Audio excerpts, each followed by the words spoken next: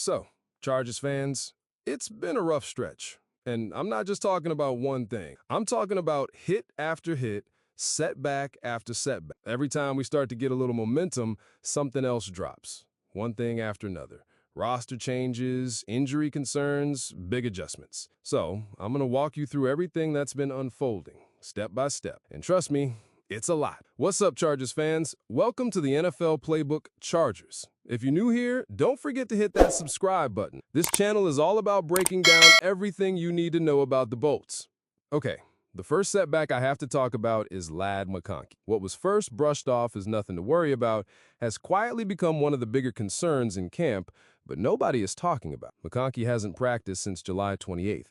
And during that entire time, his upper leg has been wrapped. At first, the coaching staff called it extremely minor, but with every practice he misses, that label feels harder and harder to believe. This is not the kind of absence you can just ignore, especially with how the Chargers' schedule opens up. The first 3 games of the season are all divisional matchups. Those games are essentially double in value, and you can't afford to stumble out of the gate. Having your go-to receivers sidelined during that stretch could change how the offense looks early on. To make matters more complicated, the management keep their injury information very close to the chest.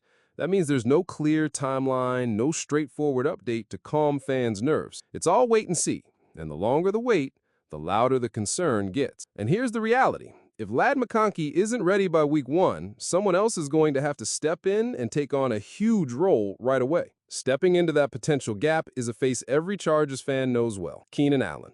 The team brought him back on a 1-year, $8.5 million deal, and it's not just a signing, it's a reunion. After being traded to the Bears in 2024 to help free up cap space, Allen now finds himself back in powder blue for 2025. It's a full-circle moment, but it's also about more than just nostalgia. Allen brings a wealth of experience and proven production, and just as importantly, he brings leadership. With the sudden retirement of Mike Williams, this wide receiver room needed a steady veteran presence. Allen can be that calming influence for younger players like Trey Harris and Keandre Lambert-Smith, helping them adjust to the NFL and grow into bigger roles. If Ladd McConkey's absence stretches into the start of the season, Allen's role could shift dramatically. Instead of being a complementary option behind McConkey, he could be thrust back into a featured role, carrying a big share of the passing game.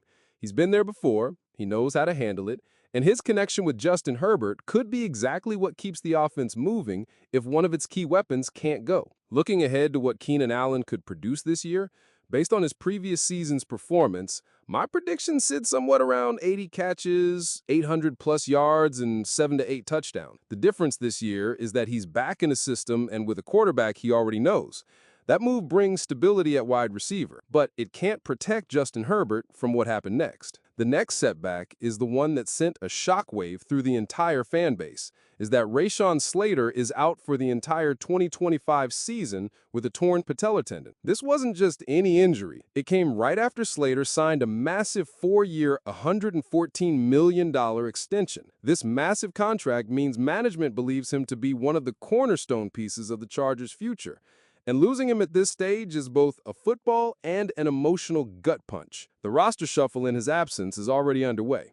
Joe Alt will slide over to left tackle, his natural position from his time at Notre Dame. That's somehow the good news. He's more than capable of holding down that side. And the right side, though, will now belong to Trey Pipkins. While Pipkins is serviceable, and right tackle is the best position he's played, it's still a step down from what Slater brought to the table. But the bigger concern is depth. With Slater gone, the Chargers' tackle situation is suddenly razor thin. One more injury at the position could put the entire offensive line into crisis mode, especially considering there were already concerns about the interior. From a financial standpoint, the team does have flexibility.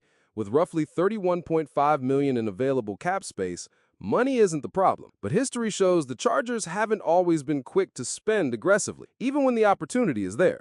That means the real question is if they can make a move. Jim Harbaugh isn't ignoring the problem. His immediate response to the Slater injury was to tell reporters that the team will be working out tackles, possibly targeting a swing tackle who can fill multiple spots if needed. Among the potential names floating around are former top 10 pick Jedrick Wills Jr., along with versatile veterans like Oli Udoh and Isaiah Wynn. both of whom have experience at both tackle positions and can also slide inside to guard in a pinch. But the reality, though, is that the free agent market this late in the offseason is thin. Anyone available now comes with question marks, whether it's inconsistency, age, or recent injuries.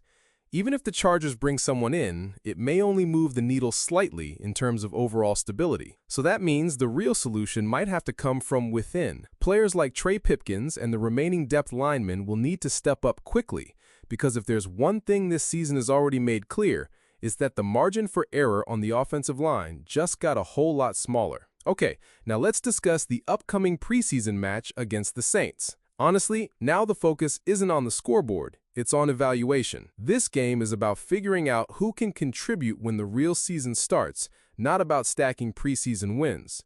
Coaches will be looking closely at how players handle live reps, different rotations, and in-game adjustments. There's also a fun storyline attached to this one. The Battle of the X's. Former Chargers offensive coordinator Kellen Moore is now the head coach of the Saints, while former Chargers head coach Brandon Staley is their defensive coordinator. This will probably add a little extra intrigue to an otherwise standard preseason game. Anyhow, on the field there are several position battles worth watching. At running back, Omarion Hampton, Najee Harris, Kamani Vidal, Hassan Haskins, and Rocket Sanders are all fighting for snaps and roster spots.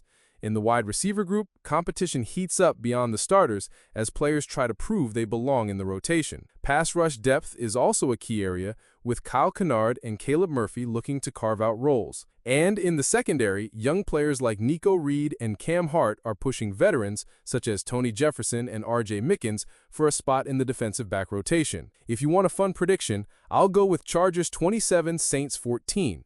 Not because the score matters, but because I think we'll see flashes from the offense and continued strong play from the defense. And this will be possible only when some players step up as we move deeper into the preseason. First is linebacker Junior Colson. The Chargers drafted him to be a difference maker in the middle of the defense, but so far, the flashes have been limited. Coaches have noted he needs to play with more aggression, especially at the second level, and the next few games are his chance to show he can be that impact presence. Then there's cornerback Jasser Taylor. He's had some good moments in camp, but the pressure is on. Undrafted rookies like Nico Reed and Miles Purchase have impressed early, and that puts Taylor in real danger of sliding down the depth chart, or even off the 53-man roster if he doesn't put together strong performances soon. Finally, wide receiver Trey Harris. He's not in danger of losing his spot, but with the recent signing of Keenan Allen, his path to early playing time just got a lot tougher. Harris was held without a catch in the preseason opener, and if he wants to carve out a role in the rotation, he's going to have to start producing when the opportunities come his way. So the question is how the Chargers handle this all situation. Preseason is good to test your depth chart, but what about your starters? Because in the regular season, you are not going to compete with backups anymore. So guys, what's your thoughts on this situation? Who do you think will step up in the absence of Rashawn Slater?